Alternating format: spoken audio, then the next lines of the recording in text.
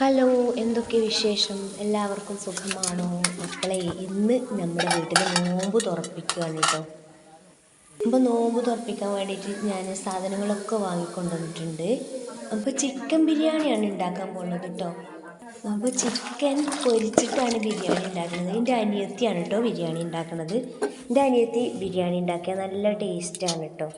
പറയുമ്പോൾ ഞാനും അവളും വെച്ച് നോക്കുമ്പോൾ ഞാൻ എത്ര നല്ല നല്ല സാധനങ്ങൾ ഉണ്ടാക്കി വെച്ചാലും അവൾ വെച്ച അത്ര ടേസ്റ്റ് ഞാൻ വെച്ചാൽ ഉണ്ടാവില്ല കേട്ടോ.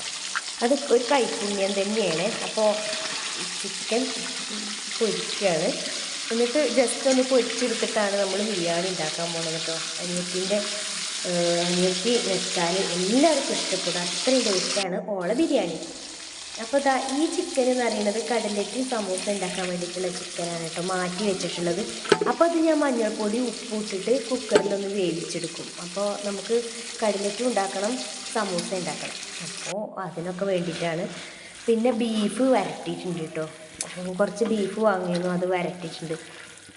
അപ്പോൾ ഞാനും അനിയത്തിയൊക്കെ തന്നെയാണ് തുറക്കുന്നത്, വേറെ ആരും ഇല്ല കേട്ടോ. എൻ്റെ തൊട്ടടുത്തുള്ള അനിയത്തിയാണ്. പിന്നെ ഒരു അനിയത്തി മൂത്തയിടത്തുണ്ട്. അവളോട് ഈ വിവരം പറഞ്ഞിട്ട് തന്നെയല്ല, പെട്ടെന്നായാലും തുറപ്പിക്കുക എന്ന് പറഞ്ഞ് ഞങ്ങളൊരു 10 മണിയായപ്പോഴാണ് തട്ടിക്കൂട്ടി നമുക്കിന്ന് ഇവിടെ നിന്ന് നോമ്പ് തുറപ്പിക്കാമെന്ന് പറഞ്ഞ് അങ്ങനെ തുറപ്പിക്കലുണ്ടാക്കിയത്. സാധനങ്ങളൊക്കെ പെട്ടെന്ന് കുഞ്ഞാണിയൊക്കെ കൊണ്ടുവന്നു. അങ്ങനെ ബീഫ് വരട്ടി, പിന്നെ കുറച്ച് ചിക്കന് ചില്ലിയായിട്ട് പൊരിച്ചെടുക്കാനും ഉണ്ടായിരുന്നു കേട്ടോ. അപ്പോൾ അതും ആദ്യം പൊരിച്ചെടുത്തു. ആദ്യം തന്നെ ഞാൻ രാവിലെ തന്നെ പിന്നെ ബിരിയാണിക്കുള്ള ചിക്കന് പൊരിച്ചു കോരി വെച്ചു. പിന്നെ ബീഫ് വരട്ടി, പിന്നെ കുറച്ച് ചിക്കൻ പൊരിച്ചു, അതും പൊരിച്ച് മാറ്റി വെച്ചിട്ടൊക്കെ കുറച്ച്. കാരണം നോമ്പ് തുറന്നു കഴിഞ്ഞാൽ നമ്മളൊന്നും അങ്ങനെ കഴിക്കൂലല്ലോ. അപ്പം എന്നാൽ എല്ലാം പേരിനുണ്ടാവും വേണമല്ലോ വിചാരിച്ചിട്ട് അൽഹംദുലില്ലാ. അപ്പോൾ ഞാൻ പറഞ്ഞത് എനിക്ക് കുറച്ച് പൈസ തന്നിരുന്നല്ലോ കാട്ടങ്ങൾ നോമ്പിന് ഉപയോഗിച്ചുകൊണ്ട് പറഞ്ഞപ്പോൾ ആ പൈസ ഉണ്ടായപ്പോൾ ധൈര്യമായിട്ട് കുറേ സാധനങ്ങൾ വാങ്ങി. 140 രൂപേൻ്റെ അടുത്തിട്ട് ചിക്കന് ഇന്നത്തെ വില. ഏതായാലും മാഷാ അല്ലാഹ്, പിന്നെ ചിക്കനും ബീഫും എല്ലാം തന്നെ വാങ്ങി. എനിക്ക് ഈ ക്യാഷ് കിട്ടാൻ വഴിയായ കിട്ടിയതിന് അതിന് കാരണക്കാരായ എല്ലാവർക്കും സ്തുതി. അള്ളാഹുവിന് ഒരുപാട് സ്തുതി കേട്ടോ. റംസാൻ മാസത്തിലാണല്ലേ നമുക്ക് കൂടുതൽ ചിലവ്. പറയുമ്പോൾ പകൽ ജലപാനമൊന്നും ഇല്ലാതെ നമ്മൾ പട്ടിണി നോമ്പെടുക്കുകയാണ്. പക്ഷേ നോമ്പ് തുറന്നിട്ടാണ് നമുക്ക് ഇഷ്ടം പോലെ സാധനങ്ങൾ പിന്നെ നല്ല പൈസക്ക് ചിലവുള്ളത് അല്ലേ. അപ്പോൾ ബിരിയാണി ഉണ്ടാക്കാൻ വേണ്ടിയിട്ട് ചിക്കൻ പൊരിച്ച എണ്ണയിൽ തന്നെയാണ് മസാല ഉണ്ടാക്കാൻ പോണത് കേട്ടോ. സവാള, തക്കാളി, അനിയത്തി എല്ലാം. അപ്പോൾ അനിയത്തി തന്നെയാണ് ഉണ്ടാക്കാൻ പോണത്. അപ്പോൾ ഉള്ളി വാട്ടുകയാണ് കേട്ടോളൂ. അപ്പോൾ ഞാൻ വീഡിയോ എടുക്കുകയാണ്. ഉള്ളിയും തക്കാളിയും അതുപോലെ മല്ലിച്ചപ്പ്, പുതിന ഇല ഒക്കെ ഒരുമിച്ചിട്ടിട്ടാണ് കേട്ടോ വാട്ടുന്നത്. എന്നിട്ട് പിന്നെ അത് വാടിയതിന് ശേഷം അവളയിലേക്ക് നല്ല കട്ട തൈര്, പുളി കുറഞ്ഞത് കുറച്ച് ഒഴിച്ച് കൊടുത്തു. പിന്നെ നാരങ്ങ നീര്, പിന്നെ നമ്മൾ ചതച്ചിട്ടുള്ളതുണ്ടല്ലോ വെളുത്തുള്ളി, ഇഞ്ചി പേസ്റ്റ്, പെരുംജീരകപ്പൊടി, മഞ്ഞൾപ്പൊടി, അതുപോലെയുള്ള മസാലപ്പൊടികളൊക്കെ ചേർത്ത് കൊടുത്തിട്ട് നല്ലോണം ഒന്ന് വഴറ്റി.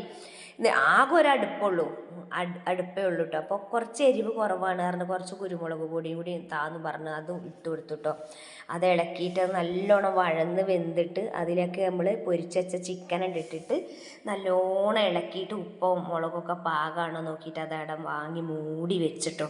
ഇനി നമുക്ക് അരി വേവിക്കണമെങ്കിൽ ഈ ഒരു അടുപ്പ് മാത്രമേ ഉള്ളൂ. അപ്പോൾ അത് മൂടി വെച്ചിട്ട് നമുക്ക് അരിക്ക് വെള്ളം വെക്കാറുണ്ട്. അരിക്ക് വെള്ളം വെച്ച് വെള്ളം വെക്കുമ്പോൾ തന്നെ എന്ത് ചെയ്യുമെന്നറിയോ, ഉളർന്ന് നമുക്ക് കുറച്ച് നേരം അരി വെള്ളത്തിലിട്ട് വെക്കാറുണ്ട്. അങ്ങനെ കുറച്ച് നേരം അരി വെള്ളത്തിലിട്ട് വെച്ചു. അപ്പോൾ ഈ സമയം കൊണ്ട് നമ്മൾ കടലറ്റിക്കും സമൂസയ്ക്കുള്ള പിന്നെ നമ്മുടെ ചിക്കൻ വെന്തിട്ടുണ്ട്. അതുപോലെ ഇനി കിഴങ്ങും വേണം ഇതുപോലെ പുഴുങ്ങിയെടുക്കുക കേട്ടോ.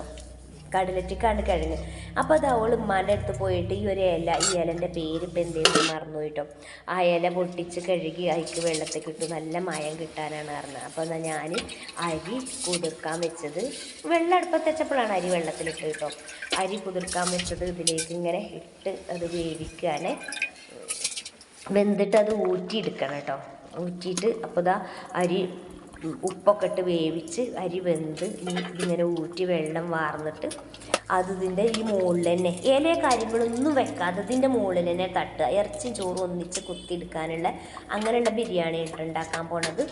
അപ്പോൾ അതാ ചോറ് വെന്തിട്ടുണ്ട്. ഓളാണെങ്കിൽ ഇപ്പോൾ കുളിക്കാൻ വേണ്ടി ഡ്രസ്സ് എടുക്കാൻ പോയതാണ്. അപ്പത്തിന് ചോറ് വെന്തു.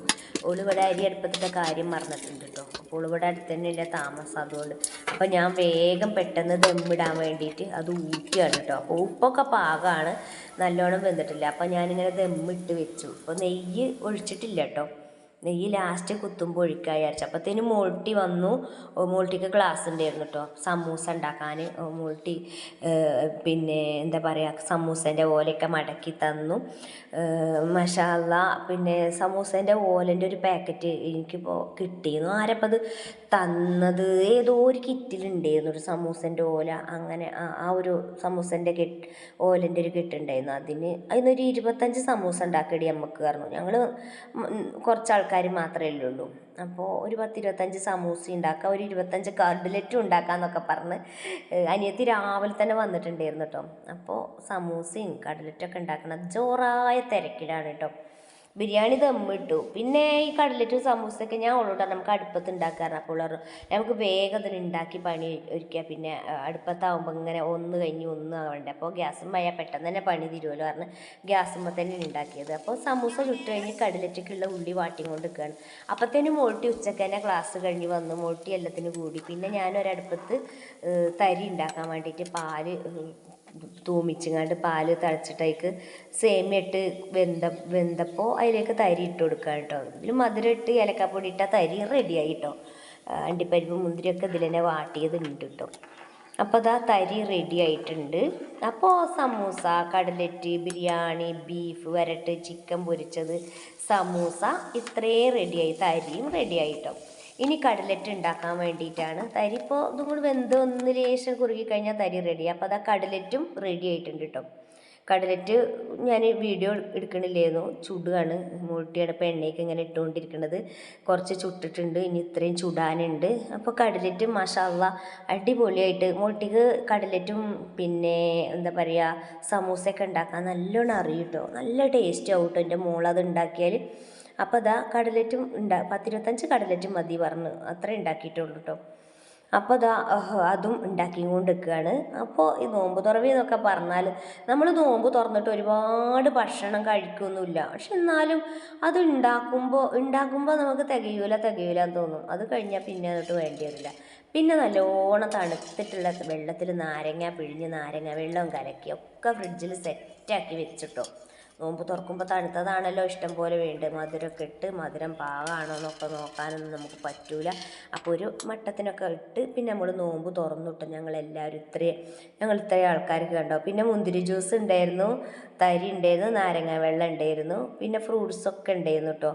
പിന്നെ കട്ലറ്റ്, സമൂസ ഇതൊക്കെ വെച്ചിട്ട് ഞങ്ങൾ നോമ്പ് തുറന്നു. അപ്പോൾ ഇതുവരെയും ചോറ് കുത്തിയിട്ടില്ല കേട്ടോ. ബിരിയാണി ദമ്മിട്ട് വെച്ചാണ്. അപ്പോൾ ഞാൻ വേഗം പോയി നിസ്കാരമൊക്കെ കഴിഞ്ഞ് ബിരിയാണി ഇളക്കി നോക്കിയപ്പോൾ ബിരിയാണി നല്ലൊരു മണമൊക്കെ വരുന്നുണ്ട്. നല്ല സൂപ്പറും ബിരിയാണീൻ്റെ മണം വരുന്നുണ്ട് കേട്ടോ. അപ്പോൾ കുറച്ച് നെയ്യ് അതിൻ്റെ മുകളിൽ കൂടെ അങ്ങനെ കുറച്ച് ശകലം നെയ്യ് ഒഴിച്ചുകൊണ്ട് ഞാനിങ്ങനെ കുത്തി കൊടുത്തു. പിന്നെ ഒരു ചെമ്പട്ടിക്ക് ചോറ് മാറ്റി അടിയിൽ നമ്മുടെ ചിക്കൻ്റെ ഇറച്ചി ഉണ്ടല്ലോ ദമ്മിട്ടിച്ചിൻ്റെ അടിയിൽ, അപ്പോൾ അതൊന്ന് കോരി വാരിയിട്ട് ചർലാസും ഉണ്ടാക്കിയിട്ടുണ്ട് കേട്ടോ. പിന്നെ അച്ചാറും കാര്യങ്ങളൊക്കെ ഉണ്ട്. ഞാൻ നോമ്പ് തുടങ്ങുന്നതിൻ്റെ മുന്നേ തന്നെ പൈനാപ്പിൾ അച്ചാർ ഇട്ടിച്ചിരുന്നു കേട്ടോ. ഒരു പ്രാവശ്യം പൈനാപ്പിൾ അച്ചാറിട്ട് ഞാൻ വീഡിയോയിൽ കാണിച്ചിരുന്നു. അതിൻ്റെ ശേഷം പിന്നെ ഞാനൊരു പൈനാപ്പിളും കൂടി വാങ്ങി അച്ചാറിട്ടു. ഞാൻ പറഞ്ഞല്ലോ ഇങ്ങനെയുള്ള റൈസൊക്കെ ഉണ്ടാക്കുമ്പോൾ അതിക്ക് നമ്മളെ ആ പൈനാപ്പിൾ അച്ചാർ നല്ല ടേസ്റ്റാണ് കേട്ടോ. നല്ല എരിവും പുളിയും മധുരമുള്ള പൈനാപ്പിൾ അച്ചാർ കേട്ടോ. അത് ഇതിക്ക് നല്ല എന്താ പറയുക കോമ്പിനേഷനാണ്. അപ്പോൾ ചോറൊക്കെ ഞാനിങ്ങനെ ഇതിക്ക് മാറ്റി. ചോറ് നല്ല മാഷാ അല്ലാ നല്ല വാസനയൊക്കെ വരുന്നുണ്ട്, നല്ലോണം നന്നായിട്ടുണ്ട് കേട്ടോ. അപ്പോൾ ഇതാ പിന്നെ ചോറൊക്കെ അടിപൊളിയായി വെന്ത് വാങ്ങി ചോറ് വിളമ്പി കഴിക്കാൻ വേണ്ടിയിട്ട് പോവുകയാണ്. ഇറച്ചി നല്ലോണം വെന്ത് കേട്ടോ. ചിക്കന് കണ്ടോ ചോറും കൂടെ ഉണ്ട് കേട്ടോ. ഇറച്ചിയും ചോറും കൂടി ഒന്നിച്ചായതുകൊണ്ടേ. പിന്നെ ബീഫ് വരട്ടൊക്കെ വിളമ്പി കൊണ്ടുപോയി വെച്ച് ഞങ്ങൾ ചോറ് കഴിക്കുന്ന തിരക്കിലാണ്. കുട്ടികളൊക്കെ ഒരു 9:30 ഞങ്ങൾ ചോറ് കഴിച്ചത് കേട്ടോ. അപ്പോൾ ബീഫിൽ ഞാൻ കുറച്ച് മല്ലിച്ചപ്പും കൂടെ ഇട്ടു, ഒന്നുകൂടി ചൂടാക്കി എടുത്തു കേട്ടോ. ഇതാണ് ഞാൻ പറഞ്ഞ പൈനാപ്പിൾ അച്ചാർ. ഞാൻ നോമ്പിന് ഇട്ടുവെച്ചാൽ നല്ല അടിപൊളി ടേസ്റ്റാണ്. പിന്നെ നാരങ്ങ അച്ചാറാണ് കേട്ടത്. കടയിൽ നിന്ന് വാങ്ങിയതാണെന്ന് തോന്നും. കടയിൽ നിന്ന് ഒരു കുപ്പി വാങ്ങിയത്, ആ കുപ്പിയിൽ നാരങ്ങ അച്ചാർ ഇട്ടതാണ്. അപ്പോൾ ഇന്നത്തെ വീഡിയോ ഇത്രയേ ഉള്ളൂ കൂട്ടുകാരെ.